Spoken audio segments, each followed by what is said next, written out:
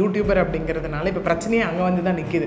Okay, YouTuber அப்படிங்கிறதுனால நடக்கக்கூடிய எல்லா விஷயங்களையும் இவர் வேறு மாதிரி சித்தரித்து வீடியோ போடுறாரு அப்படிங்கிறது வந்து அங்கே ஊரில் இருக்கக்கூடியவர்களும் ப்ளஸ் அந்த கோவில் கமிட்டி இருக்கும் இல்லையா, அவங்களுடைய ஒரு குற்றச்சாட்டாக இருக்குது இந்த இடத்துல. நீதி வேணும்னு உளுந்துருவேணாம் கண்டிப்பாக. ஸோ இவர் சொல்கிற விஷயம் என்ன இருக்குது அப்படின்னா, இவங்க அந்த கோயில் கட்டுறதுக்கு வந்து அந்த பொது வழி இருக்கு இல்லையா, காமன் பாத்வே, அதை வந்து இவங்க இழுத்து இவங்க கட்டிட்டாங்க. விச் மீன்ஸ் என் வீட்டுக்கு வரக்கூடிய வழியே அப்படி தான் இருக்குது அப்படிங்கிற மாதிரி அவர் வந்து ஒரு அதுக்கப்புறம் ஒரு அலிகேஷன் ரைஸ் பண்ணி கோர்ட்லேயும் கேஸ் போட்டிருந்தார். இவர் தரப்புல இருந்து பார்க்கும்போது இல்லை ஊர் மக்கள் வந்து என்னையும் என் குடும்பத்தாரையும் என் பொண்ணை உட்பட எல்லாரையும் வந்து அடிக்கிறாங்க, ஹராஸ் பண்ணுறாங்க. ஜிபி முத்து ஆதரவாளர்கள் அவர்கள் தரப்பில் என்ன வைக்கப்படுது அப்படின்னா, இல்லை இவர் அந்த ஊருக்குள்ளே வளர்ந்துட்டு வர்றது யாருக்கும் பிடிக்கல. ஆனால் இன்றைக்கி அவர் வீட்டில் அவர் குடும்பத்தார் விசாரிக்கல, பெண் குழந்தைகள் வரைக்கும் விட்டு வைக்கல, அத்துமீறி அந்த பெண்கள் மேலே தாக்குதல் நடத்திருக்காங்க. நேற்று ஜிபி முத்து அவர்கள் வந்து ஒரு வீடியோ இன்ஸ்டாவில் போட்டிருந்தார் இல்லையா. ஸோ அதில் பார்க்கும்போது அவர் சொன்ன விஷயம் என்னென்னா, இல்லை என்னை பேசாமல் ஜெயிலுக்குள்ளே போட்டுருங்க, நான் சாத்தான்குளம் கேஸ் மாதிரி நான் உள்ளே போய் சேர்த்து போயிடுறேன். இப்போ என் பசங்களாம் அவ்வளோ கஷ்டப்படுறாங்க, பயப்படுறாங்க, அது எனக்கு பார்க்க ரொம்ப கஷ்டமாக இருக்குது. விச் மீன்ஸ் லைக் இன்வெஸ்டிகேஷன் அப்படிங்கிற பேரில் வந்து ஹராஸ்மெண்ட் நடக்குது. போலீஸ் ரொம்ப துன்புறுத்துறாங்க, என் பிள்ளைங்கெல்லாம் அப்செட் ஆகுது, எனக்கு என் உயிர் தேவையில்லை. அடிக்கிறாங்க அப்படின்னும் போது நம்ம டேட்டாஸ் எல்லாம் வச்சு பார்க்குறோம், சோர்சஸ் மூலிமா அப்படின்னு நம்ம பார்த்தோன்னா ஏன் சைன்ட்ராய்டு வச்சு அவங்க தாக்குனதா இவர் கிளைம் பண்ணுறதா ஒரு விஷயம் இருக்குது அந்த இடத்துல. ஓகே, ஏன்னா இது என்ன ஆகுதுன்னா, நடுராத்திரி வீட்டுக்கிட்ட வந்து சத்தம் போடுறாங்க. கோவில் அதோட ரிலீஜியஸ் பிலீஃப் அப்படிங்கிறது புனிதமான ஒரு விஷயம், அதை வந்துட்டு செய்வனை செய்கிறாங்கன்னு சொல்லி ஒரு வேறு மாதிரி சோஷியல் மீடியாவில் வந்து போர்ட்ரே பண்ணுறாரு. விச் மீன்ஸ் என்னென்னா, அது வந்து மக்களிடையே இருக்கக்கூடிய ரிலீஜியஸ் பிலீஃபையே மாற்றக்கூடிய ஒரு விஷயம். 26 வருட நம்பிக்கை, லட்சக்கணக்கான சந்தோஷ திருமணங்கள். கல்யாணம்னாலே தமிழ் மேட்ரிமோனி தான் சார். கேப் ஆட்டோ பைக்குன்னா ரெட் டாக்ஸி மட்டும்தான். ஐபிசி மங்கை நேயர்கள் அனைவருக்கும் அன்பு வணக்கம். இன்னைக்கு நம்ம கூட லீகலி ஃபிட் சீரீஸ்ல நிறைய தகவல்களை பகிர்ந்து கொள்வதற்காக அட்வொகேட் பிரியதர்ஷினி மேம் நம்ம கூட இணைந்திருக்கிறார்கள். மேம் வணக்கம். வணக்கம் மேம். ஒரு மாத காலமாகவே வந்து சமூக வலைதளங்களில் ரொம்ப பரவலாக பேசப்பட்டு இருக்க ஒரு விஷயம் என்ன அப்படின்னா, ஜிபி முத்து அவர்கள் கொடுத்துருக்க ஒரு விஷயம், எங்களுடைய வீட்டுக்கு முன்னாடி வந்து அந்த நிலத்தை இது பண்ணி கோயில் கட்டிகிட்டு இருக்காங்க அப்படிங்கிற ஒரு விஷயத்தை வந்து நம்மளால் பார்க்க முடிஞ்சிச்சு. அதுக்கு அந்த ஊர் பொதுமக்கள் சார்பில் இருந்தும் ஒரு சில விளக்கங்கள், அவங்க வந்து இந்த மாதிரி பண்ணுறாங்க அப்படிங்கிற குற்றச்சாட்டுகளை நம்மளால் பார்க்க முடிஞ்சிருச்சு. ஸோ இது என்ன மாதிரியான கேஸ், இந்த கேஸுடைய அவுட்லைன் என்னமோ? எஸ், இது அதான் அதில் ஆரம்பித்த பிரச்சனை. அதாவது வந்து அவர் அந்த வீடியோலாம் ரொம்ப போட்டு ரொம்ப ட்ரெண்டான விஷயம், அவர் அந்த வீடியோவே எடுத்து போட்டிருந்தார். ஏன்னா யூடியூபர் அப்படிங்கிறதுனால இப்போ பிரச்சனையே அங்கே வந்து தான் நிற்கிது. ஓகே, யூடியூபர் அப்படிங்கிறதுனால நடக்கக்கூடிய எல்லா விஷயங்களையும் இவர் வேறு மாதிரி சித்தரித்து வீடியோ போடுறாரு அப்படிங்கிறது வந்து அங்கே ஊரில் இருக்கக்கூடியவர்களும் ப்ளஸ் அந்த கோவில் கமிட்டி இருக்கும் இல்லையா, அவங்களுடைய ஒரு குற்றச்சாட்டாக இருக்குது இந்த இடத்துல. பட் இவர் சொல்லக்கூடிய விஷயங்கள் வந்து ஆப்போசிட்டாக வந்து வேறு மாதிரி இருக்கிறத பார்க்க முடிஞ்சது நம்மளால். ஏன்னா அப்போ கையில் வந்து அந்த லேண்ட் டாக்குமெண்ட்லாம் வச்சுட்டு அவர் வந்து வீடியோ போட்டிருந்தார். என்ன அது விஷயம்னா, ரொம்ப பழமை வாய்ந்த கோயில், அது திரும்ப புதுப்பிக்கிற பணி வந்து இப்போ நடந்துட்டுருக்கு. ஐ திங்க் ஒரு 200 வருஷம் அந்த மாதிரி புதுப்பிக்கிற பணி வந்து நடந்துட்டுருக்கு. எங்கன்னா இந்த குலசேகரப்பட்டினம் அப்படிங்கிற இடத்துல இருக்கக்கூடிய உச்சி மகாளி அம்மன், ஸ்ரீ பட்டரை அம்மன் டெம்பிள், அதுதான் அந்த கமிட்டி. ஒரு பக்கம் ஊர் மக்கள், ஒரு பக்கம் இவர், அந்த மாதிரி போய்கிட்டு இருக்கு. ஸோ இவர் சொல்கிற விஷயம் என்ன இருக்குது அப்படின்னா, இவங்க அந்த கோயில் கட்டுறதுக்கு வந்து அந்த பொது வழி இருக்கு இல்லையா, காமன் பாத்வே, அதை வந்து இவங்க இழுத்து இவங்க கட்டிட்டாங்க. விச் மீன்ஸ் என் வீட்டுக்கு வரக்கூடிய வழியே அப்படி தான் இருக்குது அப்படிங்கிற மாதிரி அவர் வந்து ஒரு அதுக்கப்புறம் ஒரு அலிகேஷன் ரைஸ் பண்ணி கோர்ட்லேயும் கேஸ் போட்டிருந்தார். ஓகே, ஹைகோர்ட் அப்ரோச் பண்ணி, மதுரை ஹைகோர்ட்டில் அப்ரோச் பண்ணி ஒரு பக்கம் கேஸ் போட்டிருந்தாரு. அதனை தொடர்ந்து நமக்கு நிறைய வந்தது நம்மளால் பார்க்க முடிஞ்சது அலிகேஷன்ஸ். ஏன்னா இவர் வந்துட்டு லைக் ஒரு விமனை ஹராஸ் பண்ணிட்டாரு அப்படிங்கிற மாதிரியான விஷயங்களாக இருக்கட்டும். இல்லை அதுக்கப்புறம் அதனை தொடர்ந்து வரும்போது இவர் தரப்புல இருந்து பார்க்கும்போது, இல்லை ஊர் மக்கள் வந்து என்னையும் என் குடும்பத்தாரையும் என் பொண்ணை உட்பட எல்லாரையும் வந்து அடிக்கிறாங்க, ஹராஸ் பண்ணுறாங்க, அயன் ராட் வச்சுலாம் தாக்கிட்டாங்க அப்படிங்கிற மாதிரி இவர் சொல்லக்கூடிய அலிகேஷன்ஸ். இந்த மாதிரி மாற்றி மாற்றி வந்து ஒரு அலிகேஷன்ஸ் வந்து சொல்லப்பட்டு இருந்தது. அதனுடைய விளைவாக தான் நேற்று வந்து பார்த்தோம் அப்படின்னா ஒரு வீடியோவும் போட்டிருந்தார். ஓகே, அந்த இடத்துல ஏன்னா இப்போ எந்த ஒரு இன்ஃப்ளூயன்சர் சோஷியல் மீடியாவில் வந்து எது பண்ணாலும் உடனே அது ஒரு பாதி 50-50 கூட எடுத்துக்கலாமே. மக்கள் மனசில் அது எப்படி ஆகுதுன்னா, இவங்க கண்டென்ட்டுக்காக இதை பண்ணுறாங்களோ, ஓகே, இவங்க வந்துட்டு இது எந்த அளவுக்கு உண்மையாக இருக்கும். ஏன்னா இன்றைக்கி அந்த இன்ஃப்ளூயன்சஸ் அப்படின்னு சொல்லக்கூடியவர்கள் எந்த ஒரு விஷயங்கள் போட்டாலும் அவங்க டே டு டே லைஃப்பில் எது நடக்கிறத அவங்க வந்து அவங்களோட மீடியா ப்ரொஜெக்ஷனுக்கு கொண்டு வந்தாலுமே அதை மக்களால் டக்குன்னு ஏற்றுக்க முடியல. வை? பிகாஸ் சில பேர் பண்ணக்கூடிய தவறுனால. ஒரு சில பேர் அது கண்டென்ட் பேஸில் எடுத்துகிட்டு போகிறதுனால இன்னும் பாதிக்கப்படக்கூடியவர்களோட விஷயம் கூட இந்த இடத்துல எப்படி ஆகுது அப்படின்னா இது உண்மைதானா அப்படிங்கிற மாதிரியான ஒரு கொஷின் வந்து பார்க்க முடியுது. இங்கேயும் நம்ம இந்த மாதிரியான நியூஸஸ் கீழே வரக்கூடிய கமெண்ட்ஸாக இருக்கட்டும், டிஸ்கஷன்ஸ்லாம் பார்த்தோன்னா இங்கேயும் 50-50 தான் இருக்குது. ஓகே, ஏன்னா தொடர்ந்து ஒரு பக்கம் என்ன வைக்கப்படுது, அதாவது ஜிபி முத்து ஆதரவாளர்கள் அவர்கள் தரப்பில் என்ன வைக்கப்படுது அப்படின்னா, இல்லை இவர் அந்த ஊருக்குள்ளே வளர்ந்துட்டு வர்றது யாருக்கும் பிடிக்கல அப்படிங்கிற மாதிரியான விஷயங்கள். ஓகே, இன்னொரு பக்கம் அப்படி எப்படி சொல்லப்படுதுன்னா, இல்லைங்க இவர் இந்த மாதிரியெல்லாம் வந்து ஹராஸ் பண்ணிட்டு இருக்காரு அப்படின்னு சொல்லி இன்னொரு தரப்பு வைக்கக்கூடிய ஒரு குற்றச்சாட்டாக இங்கே இருக்குது. மேம் இப்போ பொதுவாக வந்து நிலம் அப்படிங்கிற ஒரு விஷயம் வந்து அதுக்கு தனியாக சில லாஸ் அண்ட் ரெகுலேஷன்ஸ் எல்லாமே இருக்குது. அப்படிங்கும்போது அது வந்து அவருடைய வீட்டுக்கு போகிற வழி இல்லை அவருக்கு சொந்தமான பாத்தியப்பட்ட இடமா இருந்துச்சு அப்படின்னா அதை ஊரில் இருக்க மக்கள் வந்து கோயில் கட்டுறதுக்கு பயன்படுத்தினாங்கன்னா அந்த லா எப்படி இருக்கும்? ஒருவேளை கோயிலுக்கு சொந்தமான நிலத்தை இது வந்து இதை பயன்படுத்தக்கூடாதுன்னு சொல்லி அவர் சில அலிகேஷன்ஸ் வைக்கும்போது இதை நீங்கள் லா படி எப்படி பார்க்குறீங்க? எஸ், இங்கே நம்ம பார்த்தோம் அப்படின்னா அந்த ஊரில் இருக்கக்கூடியவர்கள் அந்த கமிட்டியை சார்ந்தவர்கள்லாம் நம்ம அந்த கொடுத்துட்டு அந்த ப்ரெஸ் மீட் கொடுக்கும்போது அவங்க சில அலிகேஷன்ஸ்லாம் தொடர்ந்து வச்சுருந்தாங்க. சொல்லும்போது அவங்க என்ன சொல்லியிருந்தாங்க இங்கே அப்படின்னா, ஆஸ் பர் ஹைகோர்ட் ஆர்டர் படி நம்ம பார்க்க போனோன்னா லைக் 2 நம்பர் சொல்லியிருந்தாங்க. சர்வே நம்பர் 233/1 233D/1 அப்படிங்கிறது.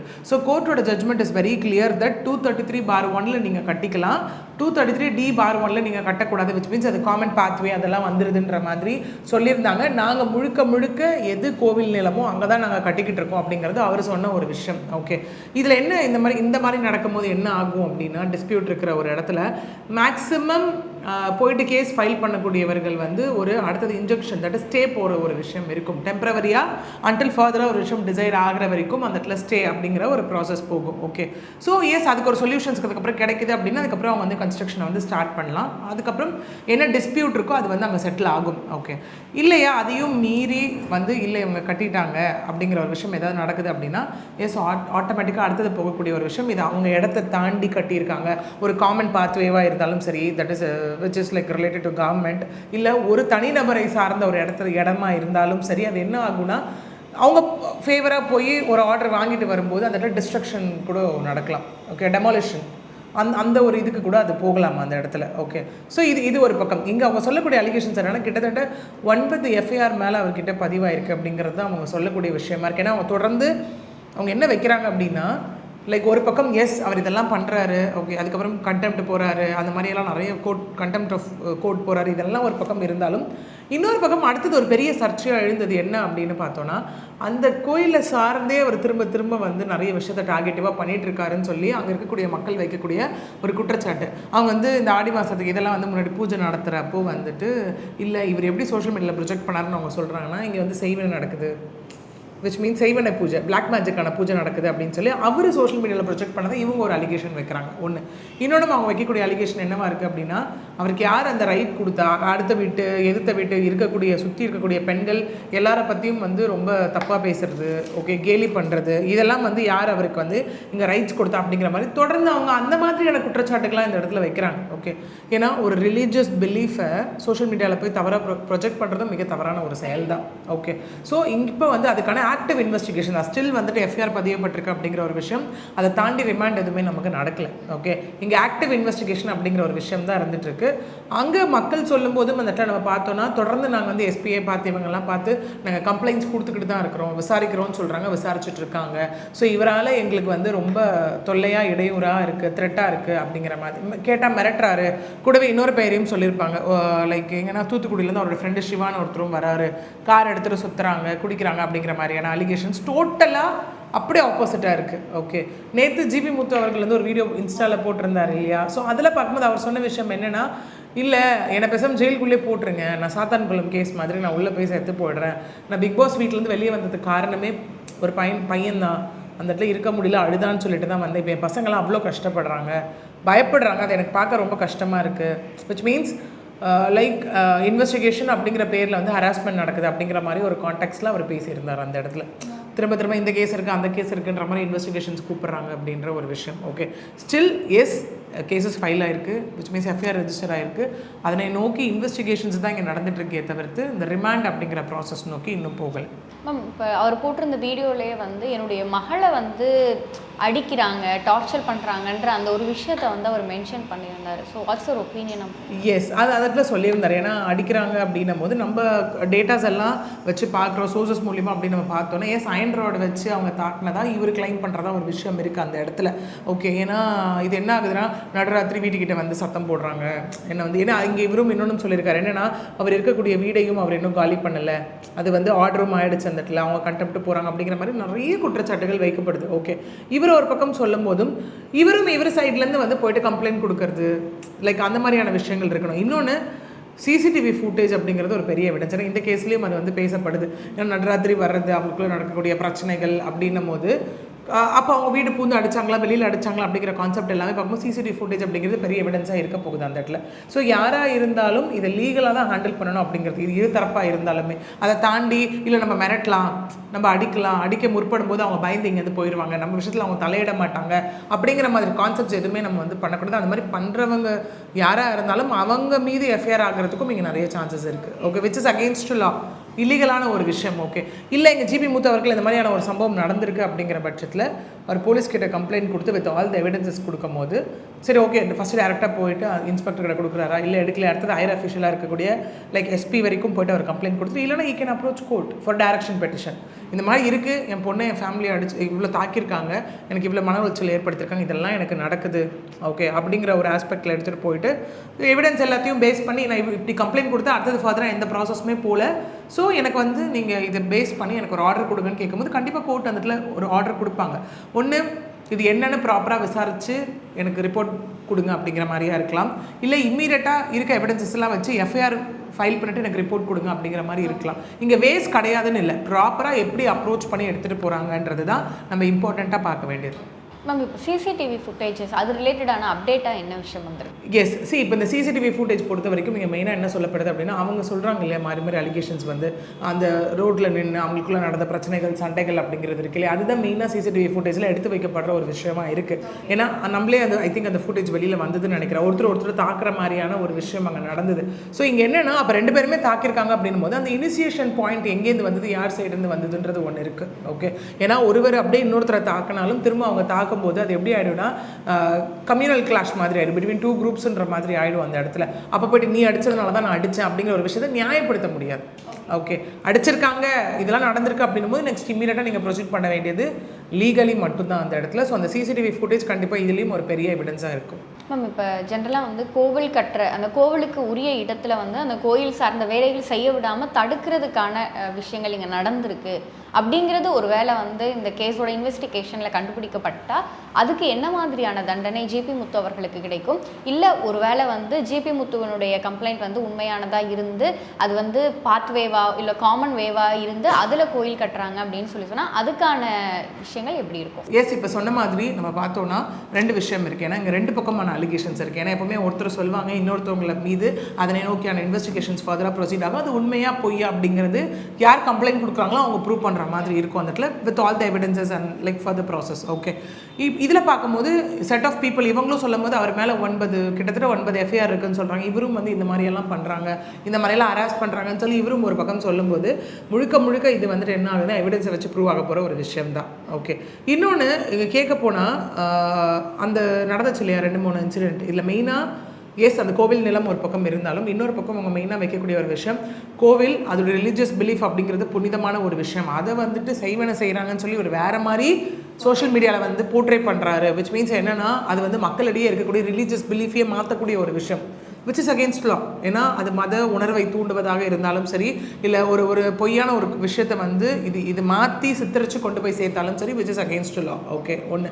இன்னொன்று அந்த பெண்களை பற்றி பேசக்கூடிய ஒரு விஷயம். ஓகே, ஏன்னா அவரும் அங்கே கேட்கும்போது யார்கிட்ட அவர் ரைட்ஸ் வாங்கிட்டு வந்தார் அப்படிங்கிற மாதிரியான கேள்விகள் எல்லாமே அங்கே கேட்கப்பட்டது. Which means outraging modesty of women. அது யாராக இருந்தாலும் ஒரு பெண்ணால் உங்களுக்கு வந்து அந்த இடத்துல அநீதியே இழைக்கப்பட்டிருந்தாலும் நீங்கள் அது லீகலாக தான் ஹேண்டில் பண்ணணும். கண்டிப்பாக இட் அமௌண்ட்ஸ் டு டெஃபமேஷன். இப்போ யாராவது ஒருத்தர் என்னை இவர் இந்த மாதிரி பேசிட்டார் அப்படின்னு சொல்லி அங்கே எடுத்துகிட்டு போனாங்கன்னா கண்டிப்பாக they can go like with the defamation case.